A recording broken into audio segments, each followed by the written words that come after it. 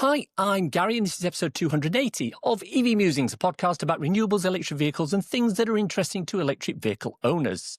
And on the show today is the season-ending round table episode. This season of the podcast is sponsored by ZapMap, the go-to app for EV drivers, helping you find and pay for public charging with confidence. Now, our main topic of discussion, well, it's a multitude of topics because it's a round table. Now, this is our normal end-of-season show, and usually, as I tend to do, I invite a number of different people on to discuss different aspects of the EV environment. I'm very pleased to say that this season we brought together three of the titans of the industry for what promises to be quite an intriguing discussion. The three individuals I'm about to introduce represent the three major groups of people involved in the UK electric vehicle sphere, and they each run industry groups focused on different aspects of the EV experience. So let me start by introducing someone who represents the charging industry. Vicky Read is the CEO of Charge UK, an industry body that represents ChargePoint operators and ancillary businesses, and she speaks to the government and the public on their behalf. Welcome, Vicky. Hi, Gary. Next, I'd like to introduce Tanya Sinclair. Tanya is the CEO of Electric Vehicles UK. This is an industry-to-consumer accelerator founded in September 2024 to drive the UK's transition to battery electric vehicles. EV UK act almost as a go-between for the industry and the end user. So welcome, Tanya. Hello. And finally, I want to introduce Vicky Edmonds. Vicky is the CEO of EVA England, which is a major body representing EV users in the UK. And they lobby government for better EV conditions. And they were fundamental in pushing forward things like the PAS 1899 accessibility regulations for chargers, as well as campaigning for the XIV mandate. So welcome, Vicky. Hi, Gary. Now, it's not going to be an issue having two Vickies on the panel, is it? We'll see how that goes. We're not used to this, Gary. We're very often in the same place. So I'm happy that you are. If helpful. Normally in these situations, I ask each panelist to bring a topic of interest to them. They introduce it, we discuss it as a group and move on. But given that we've got such esteemed executives on the same call, I wanted to mix things up a little bit. So I've got a number of thoughts, comments and questions that I want to put forward on behalf of the EV driving members of the general public. And I hope that this will spark something of a debate. So first question to everyone. Help listeners to understand exactly what is the difference between all your organisations. You're all trade bodies, but none of you are actually active in the areas that you cover. Charge UK don't provide charging, although their members do. EV UK don't buy, make or sell electric vehicles. And EVA England lobbies on behalf of all EVA drivers, regardless of where they're located in the UK. So take me through those boundaries, please. Who wants to start? Can I pick someone? Vicky Edmond. Thanks, Gary. Yes, so I suppose, and perhaps it's helpful to say how we differ from other organisations in this space as well. So we are a members association, so we're funded by drivers and by philanthropic funds, which means we're independent of commercial interests, so we can really represent the individual or the person in the transition, and we can rattle the cages of both government and industry to say, actually, this is what's working for the driver. This is why EVs are attractive to them. This is why they aren't. These are the issues in the system, which and I'm sure Vicky will come on to talk about this, is often charging related, but actually there are other issues around the vehicles as well. So we can talk to both government and industry and say, look, there are changes that need to happen. If you want drivers to get into these vehicles, these things need to be true. These things need to happen to make it more attractive for them. And that's our role within this space. And we also play a role in making sure that the framework or the legal framework that sits behind the transition is the right framework to drive the right behaviours across the industry to make sure that the right products are out there, that they're being used in the right way. So that's our kind of the lobbying and campaigning function that we provide as well. So how does that differ, Tanya, from what Electric Vehicles UK do? Well, I'm so pleased you asked this because in the first 3 months I've been in this role, I spent a lot of that time setting out exactly how we're different and why we're important in the ecosystem of organisations that are campaigning for electric vehicles. And the fact that we don't sell electric vehicles is precisely the point, because drivers really need to have a space where they can come and find out more about electric vehicles beyond online research, seeing the products in real life without feeling sold to or being sold to. And so that's the role that we really fulfill, is to try and tackle any misconceptions, any nervousness, any misinformation that people might have about EVs, but without feeling that they have to then transact at the ends of it. We don't force anybody in this industry to get into an EV, but we want to assist them on the process of finding out more information at such time that they're ready to start driving electric. And Vicky Read, what's the overlap between the lobbying that Charge UK do and the lobbying that EVA England do? Well, so like EVA England, we're a membership organisation, but rather than individuals who drive EVs, we represent the companies that are installing and operating charging infrastructure. So we were founded 2.5 years ago in April 2023 to represent the EV charging sector, the companies installing and investing in charging infrastructure. We've now got 43 members. Most of those are public charging operators installing, those 80, I think nearly 70,000 charge points we now have publicly available, but also some of the other companies in the space, so the EMSP providers, the roaming providers, platforms, manufacturers, etc.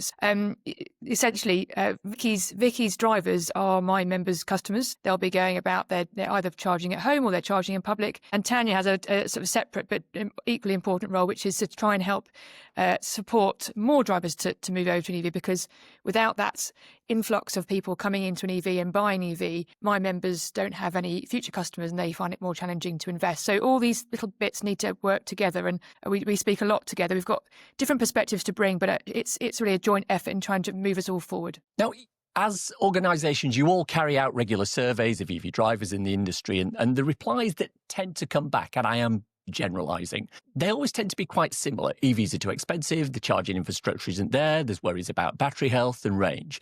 Now, why are we still getting the same answers after all these years? Because I think a lot of those things that I've just talked about, if we go back 7 or 8 years, I think absolutely 100% those are problems that we had at that time. I'm not sure my perception of the problems are different to that. I'm not sure those are the same things that we should be looking at, but those tend to be what is coming back from the surveys. Why are we still getting those same answers? What's the delay? What's stopping us, at least in the end user's view, from actually moving forward?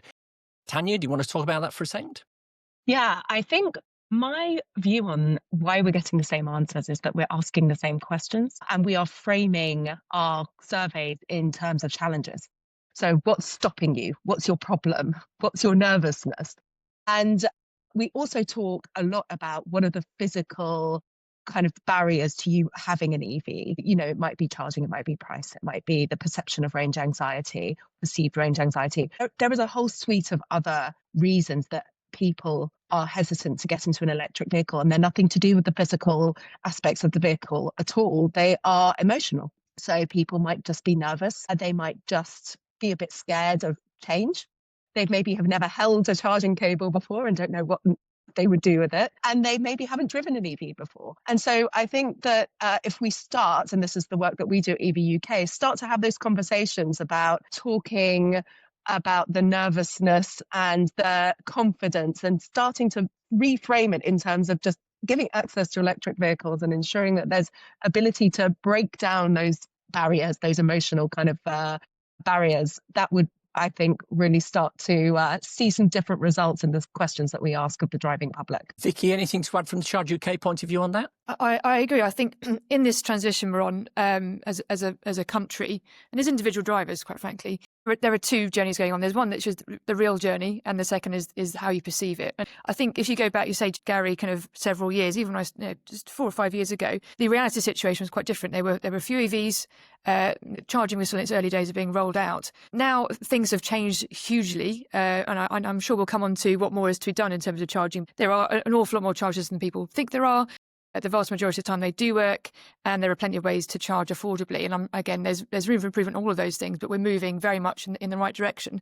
But things are moving so quickly that perception is very often a couple of years behind. People tend to form their views, and we all do, on different things, through conversations they might have had with somebody, an experience they might have had a couple of years ago. And that feeling sticks with them for a long time until they're given a reason not to feel like that. And I think we've got this ongoing challenge, which is our role as our members' role is to get that infrastructure into the ground, make sure it's working, make sure it's available, all those sorts of things.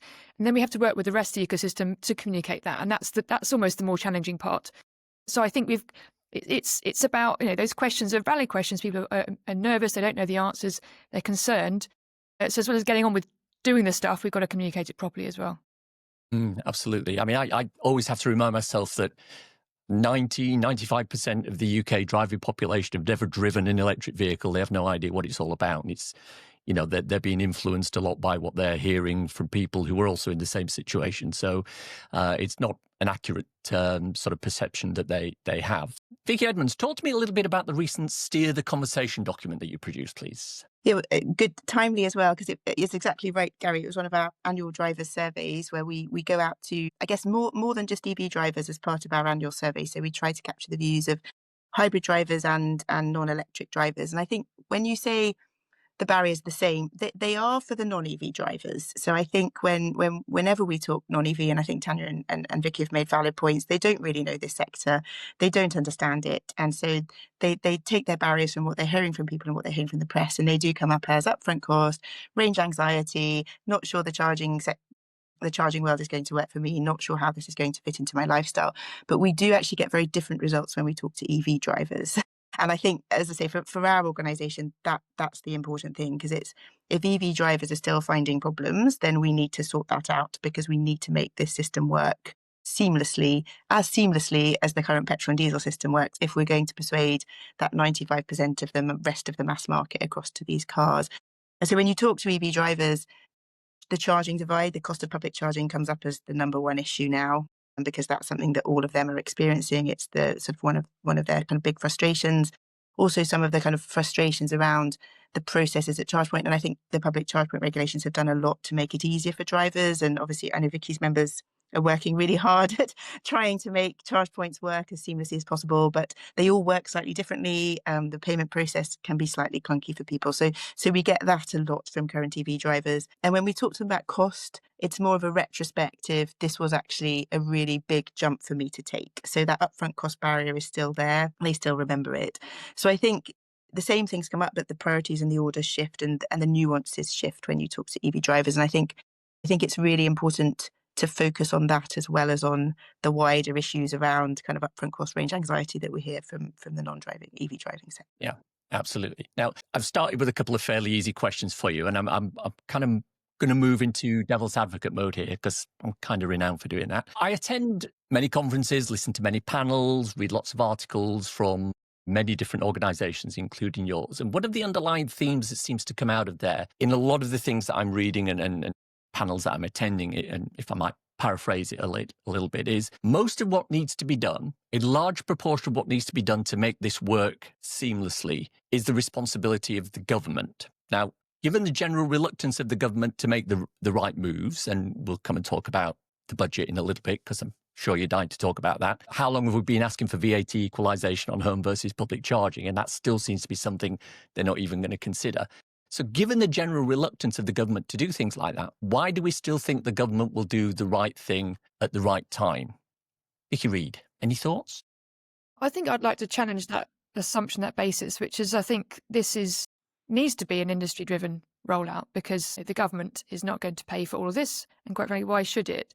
And the good news here is that actually there is plenty of private investment that wants to come and do this. So what we actually do need for the government is not large sums of money in particular. It's the right framework, the right basis for investment to come in, and then once it's come in, for it to be deployed easily and supported like that. So I think that's where our focus is. We don't go knocking on Treasury's door every 5 minutes saying, can we have some money? Although sometimes targeted money to unlock particular challenges is helpful. What we're looking for is an indication that there's a lot of billions of investment looking to be deployed across the whole world and across different sorts of infrastructure. We need to make sure that the UK charging infrastructure, in our case, is where people choose to come. Money is mobile, it can go elsewhere. When we launched 2.5 years ago, we committed £6 billion to deploy infrastructure through to 2030. I suspect we'll need more than that, but that's an indication of the sums of money available. We just need the right environment, and we can boil this down into lots of different things. But it means, are we going to be able to deploy easily? Is the grid connection smooth? Are the EVs going to be bought and sold? It's those quite high level things that we need indications for. Then that money comes in, and then we're dealing with perhaps more granular things to do with, how to make sure that on-street charging is available, and funds, and working with local authorities and public charging regulations, those things. But the fundamentals need to be in place, and then the money will flow. So, Tanya, if I kind of lead on from what Vicky said there, we had the situation a number of years ago where there was a plug-in car grant. I know the first couple of vehicles that I had that were electric benefited from that.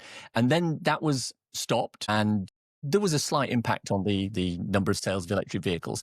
And then all of a sudden, that's kind of come back into it. The figures are slightly different. The eligibility of certain vehicles is different. But we've now got this grant that we didn't have, whatever it was, 6-8 months ago.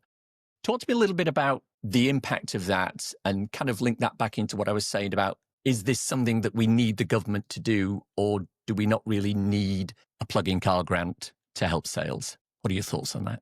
We need is an underpinning of consistency.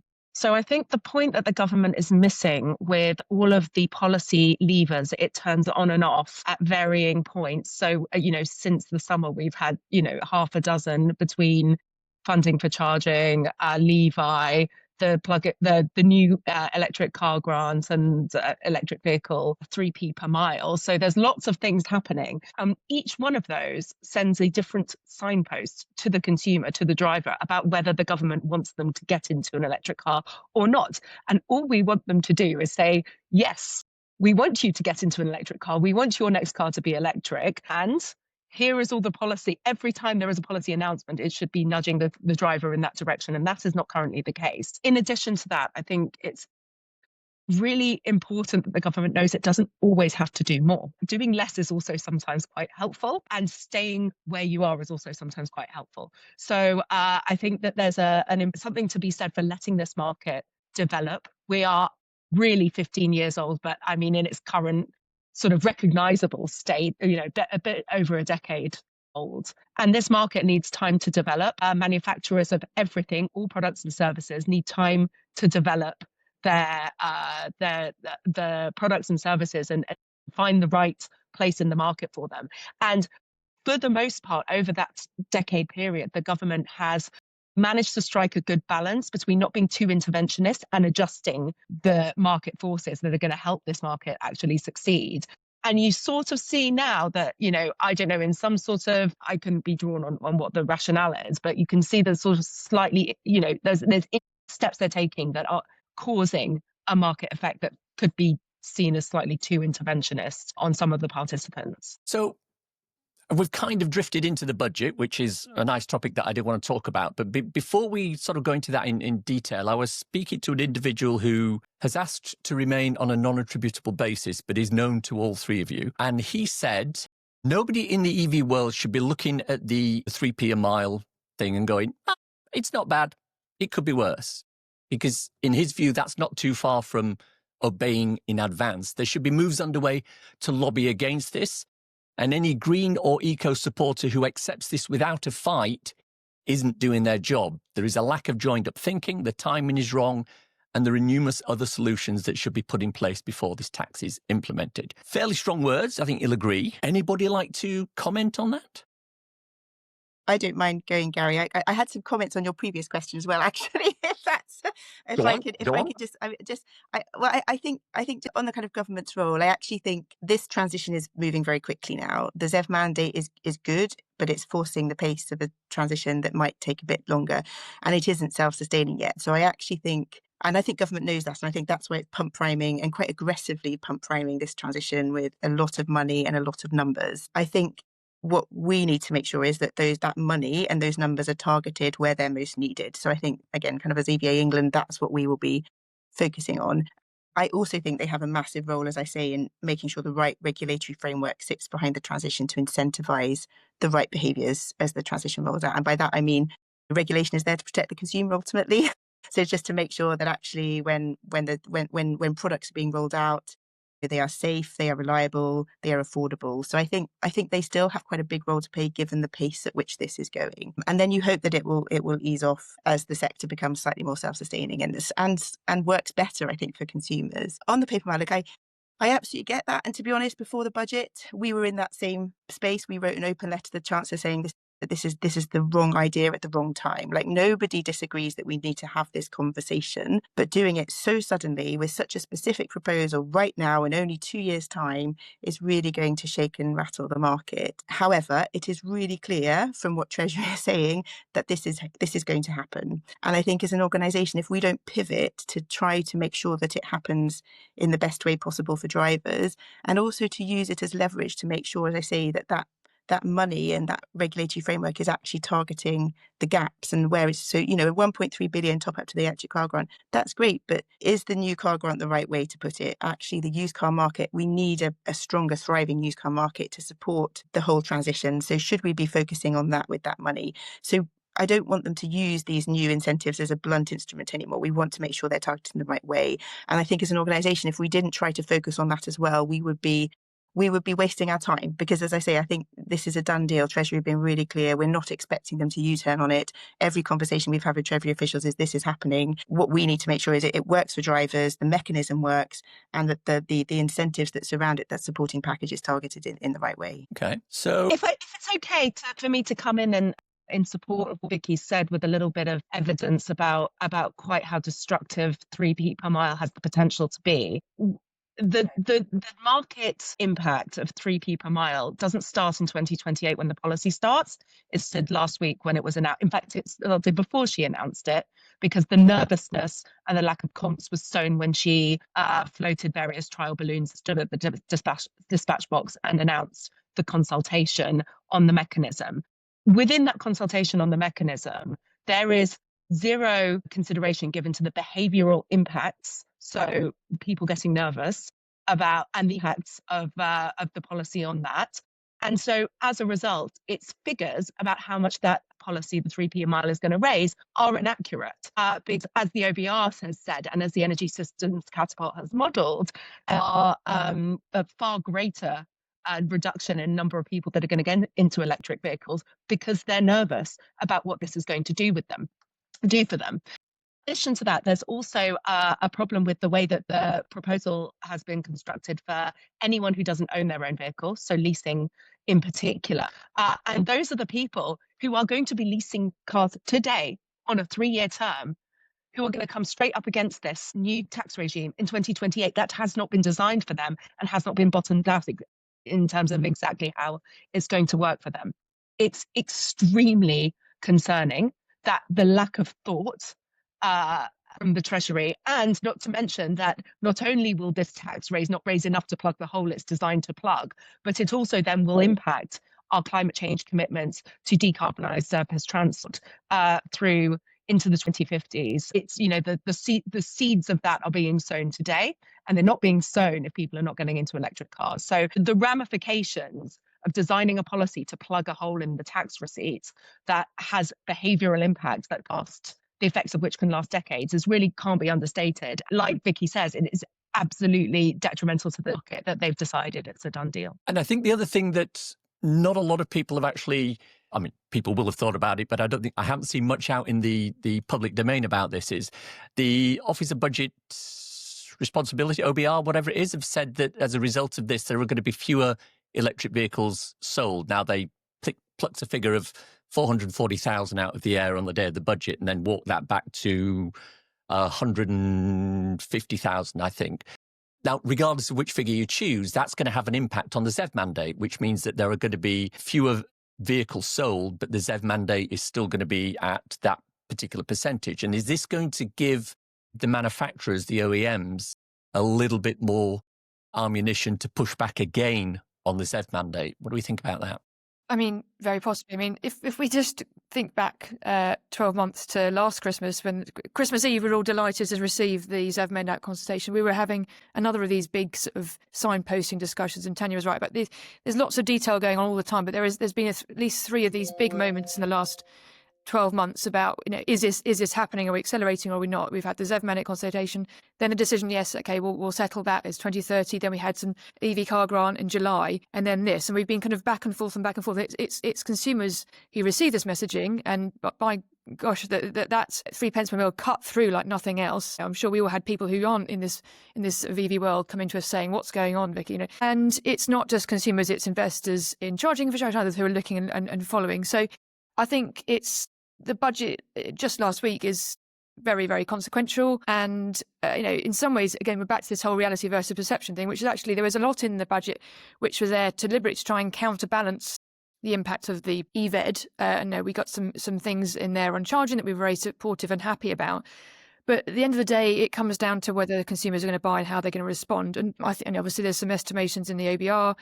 time will tell what that really means. But I don't think we can rest on our laurels and expect that this will just be accepted. I think we're going to have to work quite hard, whether it's a question of going back to the policy itself and looking at, or working with it somehow and trying to communicate to drivers, actually, this still works. This is still, for the vast majority of people, it's still cost effective. I'm sure we'll come on to the public charging part of this later on, but it's this perception issue which we need to battle very, very heavily. And I think you brought up an excellent point there, which is, people like me, and I think most of the people on the call, no, I'm saying that, I don't actually know, people like me who can charge at home, 2p a mile on off-peak, an extra 3p on top of that. I'm still quids in when it comes to looking at that in relation to petrol or diesel. But there's people that I know who listen to the podcast, Abigail Dunbay from Bright, for example, and she'll be jumping up and down and going, yes, but I don't have a home charger. I have to charge on public charging 100% of the time.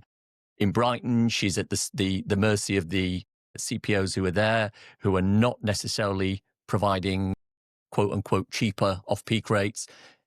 So the rate she's paying at the moment is already high. And then there is an additional 3 pence a mile. So talk to me a little bit about, is there anything that Charge UK can do that can help alleviate that? Or is there any influence that Charge UK, for example, can have with the government that can help to influence that and offset this 3p per mile EVED? Well, I get up most mornings with that in mind, which is, we've got three things we continually think about, which is the availability of charge points. And we've talked about how we get more out there, and we've got various work going on to try and remove the barriers to that, including investment barriers. We've got questions around reliability, and maybe we'll come on to that later on. But the one which has been rising up the kind of list of things that consumers talk about is affordability. So that's why we published a paper back in September.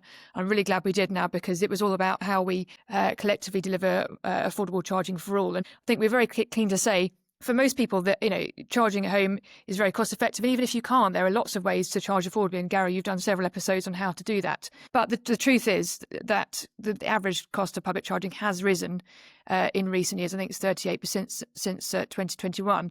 So we wanted to do something to really acknowledge that, first of all. We know about this. We care. It matters to us. It matters to us not just because we're nice individuals, but actually, if the cost of charging is putting people off from switching, that's a problem for us because it means fewer consumers. So we need to do something about it. So we did a piece of work trying to identify, well, why has this happened? And what can we do about it? And I think this is now coming into really sharp focus now. So regardless of what happens with EVED, and I think there will be plenty of discussions about whether that's going to go ahead in its current form. But regardless, we need to do something to look at how we make this viable for everybody, regardless of their situation. So we're doing a huge amount. Just to pinpoint some of the problems that we've faced as a sector and why those costs are they are, it's really down to three issues.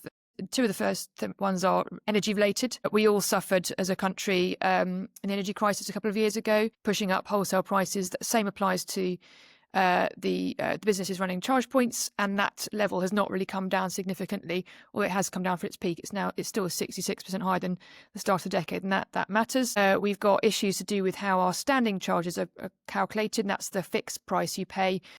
For some sites, particularly those rapid and ultra rapid sites, which people want to see, that's risen 462% since 2021, which is an insane figure. And then we've got the ever-present VAT, which sits on top of everything. So there are reasons why public charging costs what it does. As a sector, we are really, really keen to make sure that everyone can charge affordably across a range of different options. And we'll be spending, we've already spending a lot of time trying to address that through various different angles, VAT, equalisation, addressing standing charges. There's various other things that can be done. And we'll be getting on with that even more concretely now that the budget's happened.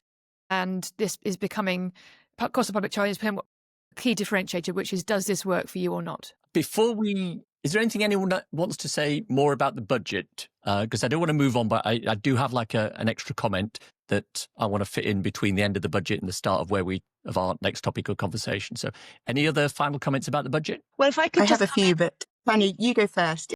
Sorry, no.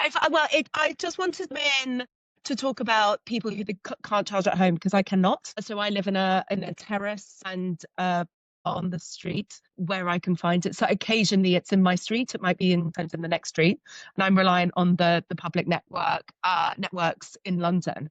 And I think that the pricing it comes to, the price that I pay and the constituent parts of that, tax, energy, and so on, are part of the problem. But there is also a consumer experience piece that is really important to nail if we are going to encourage drivers to get out of the mindset of, I can't drive an EV because I can't charge at home. Because you can, but it is difficult. And those problems are, if you can absorb price differential, the significant price differential, on top of that, there are user experience, frankly, that would not be acceptable in any other sector. And it's quite surprising that we have persisted as an industry to just accept that that's part of the way that we have to use charging, by which I mean specifically chargers not working, chargers saying they're working and then not working with no explanation, chargers failing to recognize our chargers looking a connector a charger.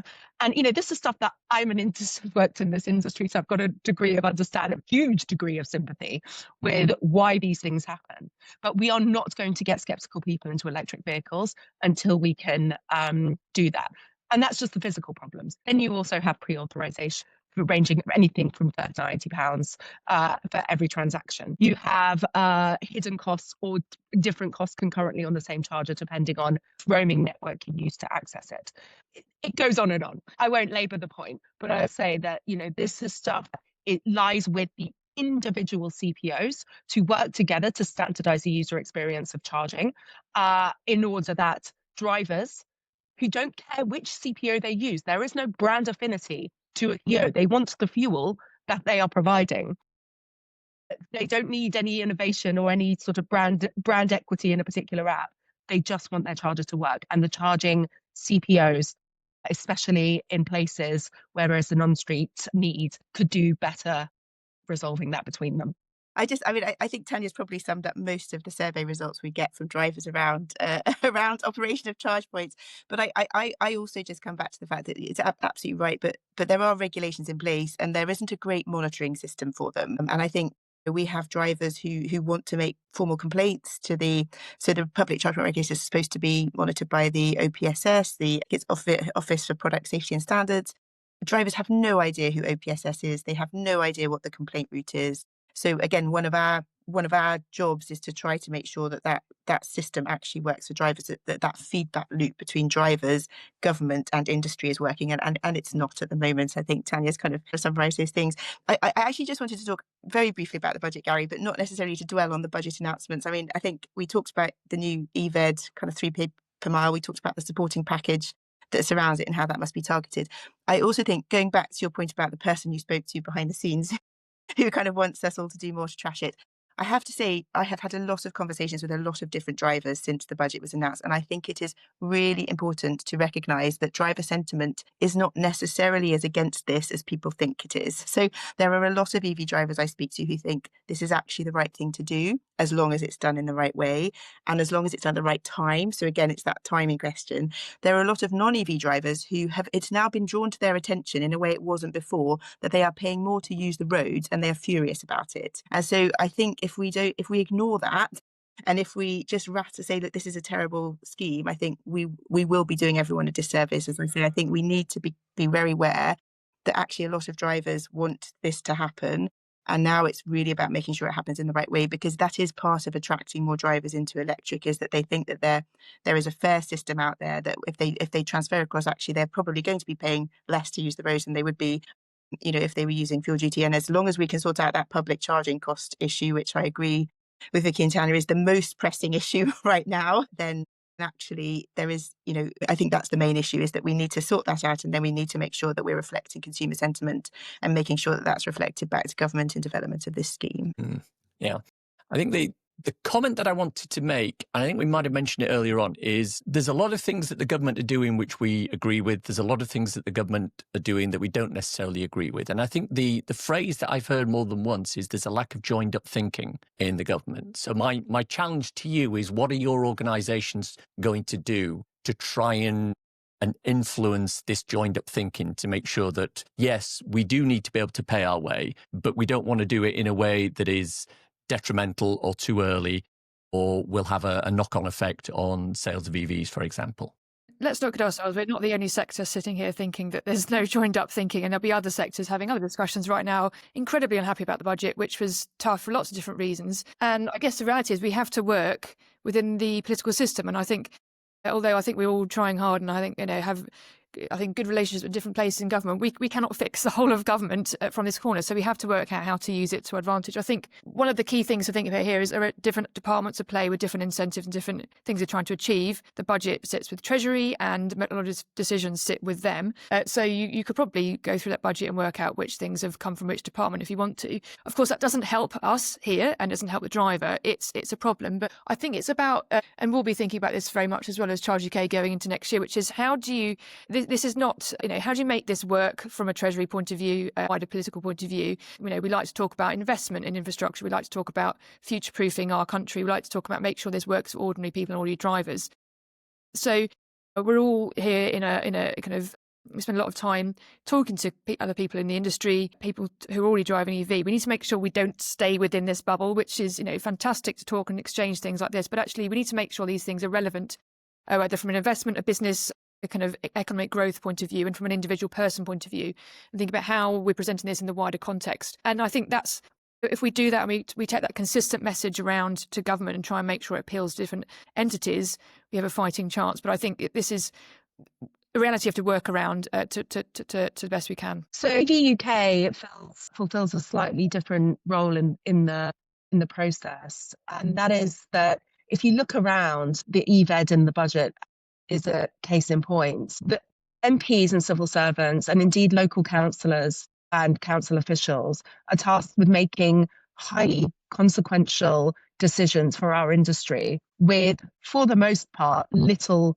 to no experience of electric vehicles or charging, by which I mean that they not only might not be EV drivers, but they might not be just at all. And so the role that EV UK is fulfilling is to enable access and experience of those technologies to the people making the decisions. So, we won't lobby per se, but we will represent what drivers are thinking to those political audiences. But we'll also say, look, if you want to understand more about this and you want to make informed decisions when it's the future of regulation and legislation in this space, please come and drive an EV.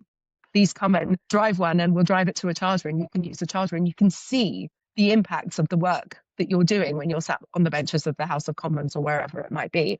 And I really pick up in policy decisions is where you can see there's been the hand of someone that's an EV driver and where there hasn't. So talk to me a little bit about the consumer experience, Vicky. So I think, as I mentioned earlier, we tend to think in terms of there are three things we're trying to do for drivers here: making sure the ChargePoint is available, making sure there are enough across the country in the right place, making sure it's affordable. And I've spoken a little bit about how we're trying to do that. And the third is always consumer experience. And we talk about reliability as, I think, perhaps the word which always springs to mind, but really it means the entire consumer experience, which is, can I find the ChargePoint?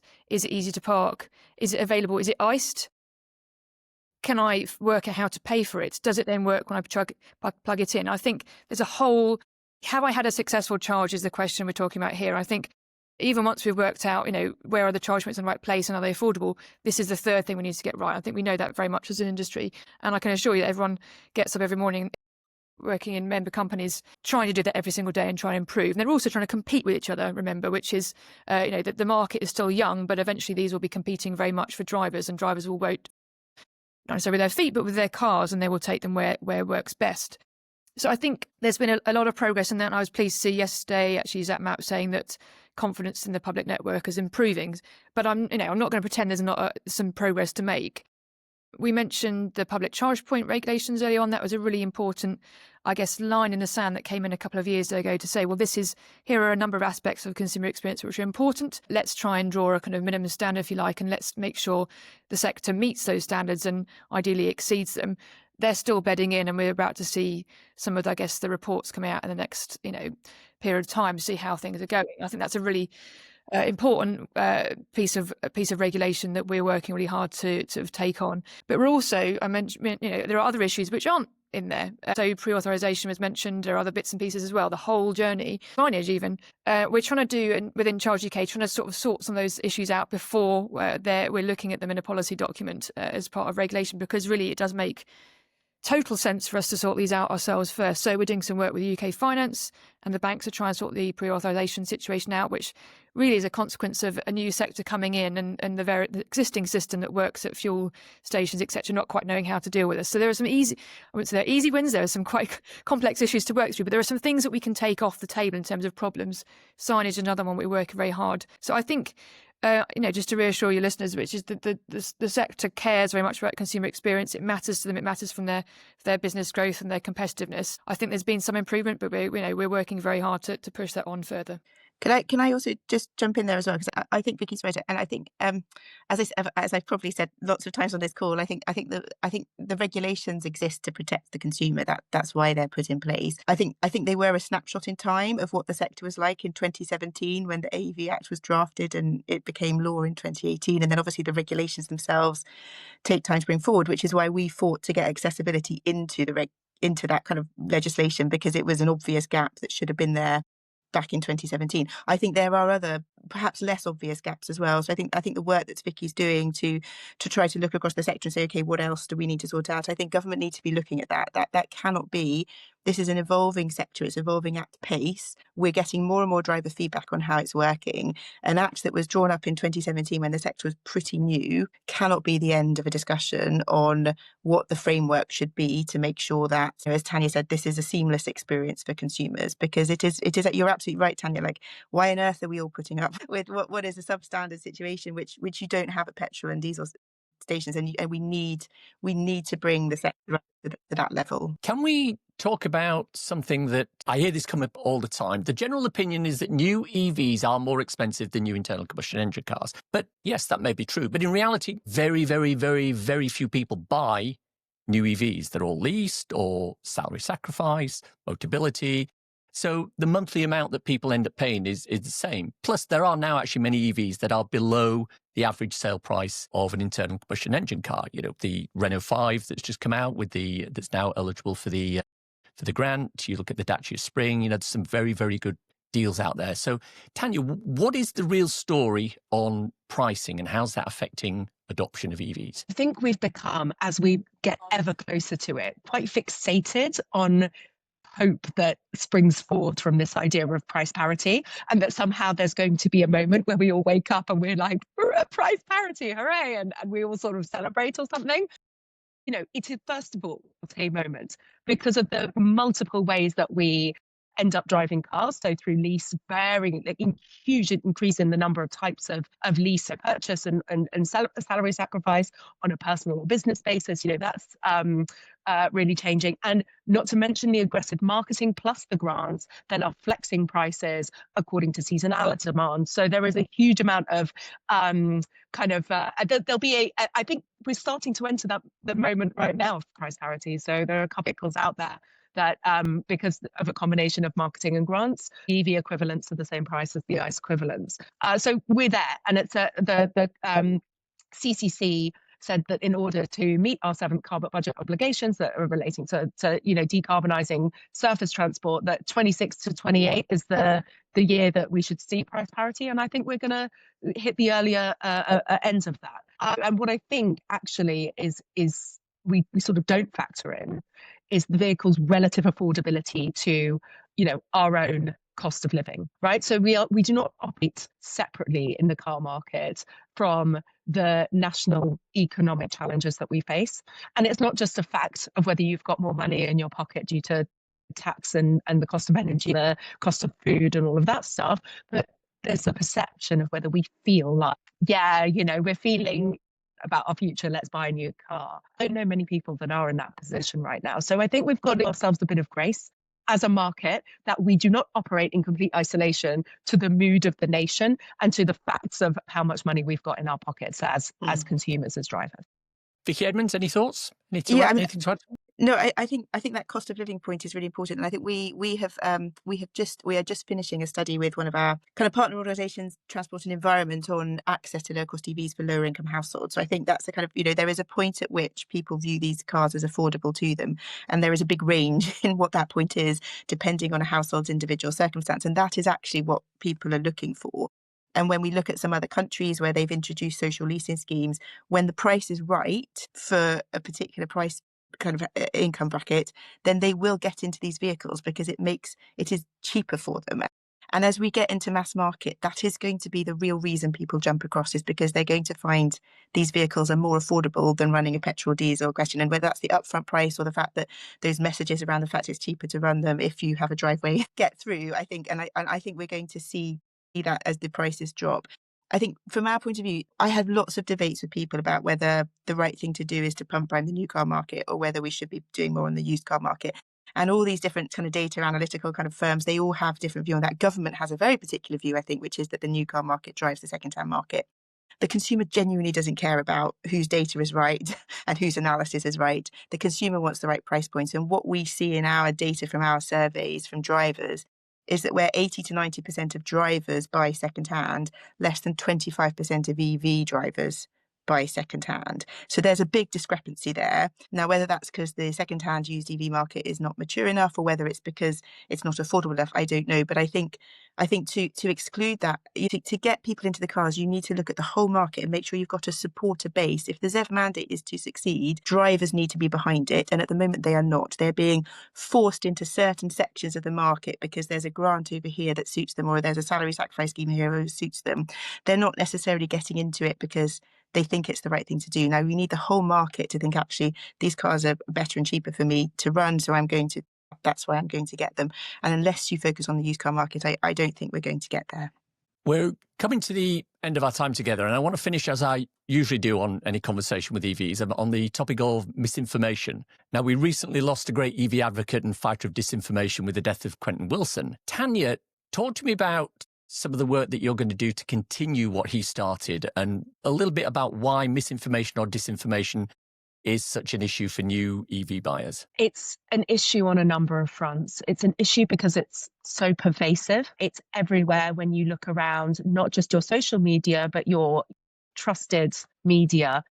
And it's not blatant. It can be underhand. So, for example, telling the story of one person's problem with an electric vehicle, but framed in such a way that it makes it feel like all of them are problematic.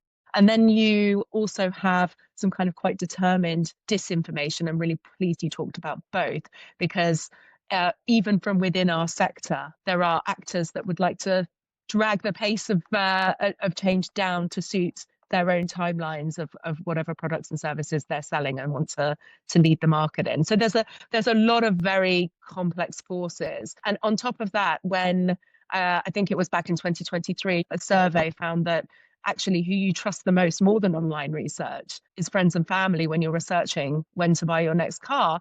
It's quite interesting that if your friends and family are non-EV drivers and are reading this online misinformation, they're going to feed you some very negative thoughts about whether you should buy an EV. And those are very, very trusted opinions to you. The social media may not be, but if it's coming through the mouths of your friends and family, it increases the trust in that information. So that sets out the scale of the problem. In terms of what to do about it, this is not something we're going to fix quickly. But for me, it all starts with breaking down barriers. So getting away from our screens, like the solution to so many of our problems in life, get away from our screens and get out and try and get into a real car and form a judgment based on your own real life experience of sitting in that car, engaging with how it feels to drive. And, when you find out that it's surprisingly much more affordable than you thought, as with many of these cars, making a decision based off its own merits. And, I wish I had sort of clear answers, but for me, something I've learned in the last 3 months in this role is that there is no substitute for investing time in having one-on-one conversations, not in our capacity as experts, but in our capacity as people that have done this and can tell you something you didn't know before.